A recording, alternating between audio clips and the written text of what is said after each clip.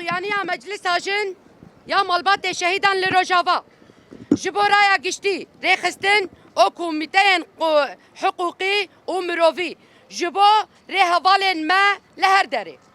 Em wekî meclisa jin a malbatê şehîdan ji dilê Cezîrê yê ku bi berxwedaniyê lê dide. Bi keder û fikrên mezin genşedî lezgînin û êrişên pergalî yên ku destkeftiyên şoreşa me yê li Rojava dikin armanc. Dişopînin ev êriş dibin bêdengiya navnetewiyên yên ku têwateya şerîkatiyê de pêk tînin. Tiştê ku îro diqewime ne tenê şerekî leşkeriya lê qirkirina vîna jinê ye û şikandina vîna civakê ye. Ku bisaya fedekariya kur û keçên me bêhempa azadiyê girtiye. Dilê me dişewite dema ku em dibînin cenazeyên şehîdên me têne perçekirin û bi hemû dişewitin ku ji mirovahiyê şûştî yê li hemberî van şehîdan bikartînin.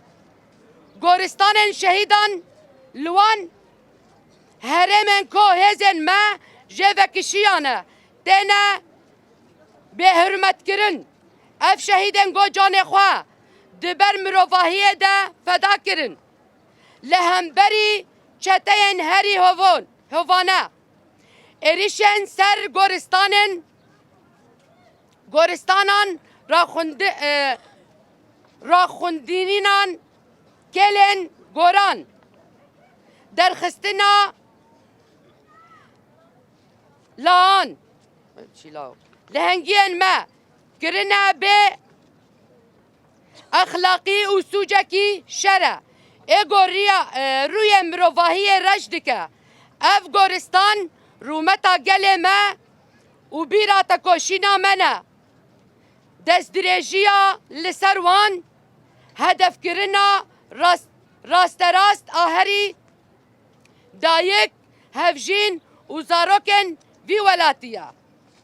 Di heman demê de em bang li civaka navnetewî dikin ku eşkerekirina çarenûsa windayan parastina tevlîgo tev bigere ji bo canê dîlan û parastina rûmeta şehîdên me.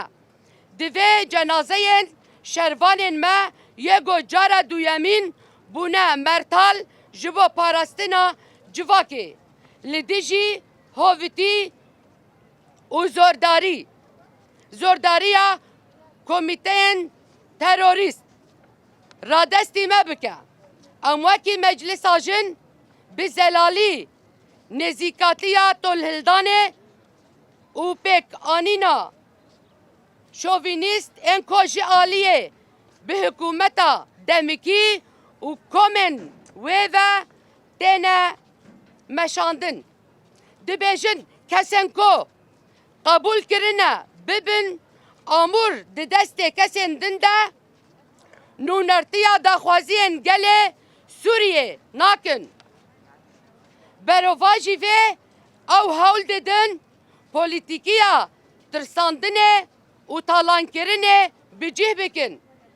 Bi taybet li dijî jinên ku di şoreşa Rojava de pêşeng bûn.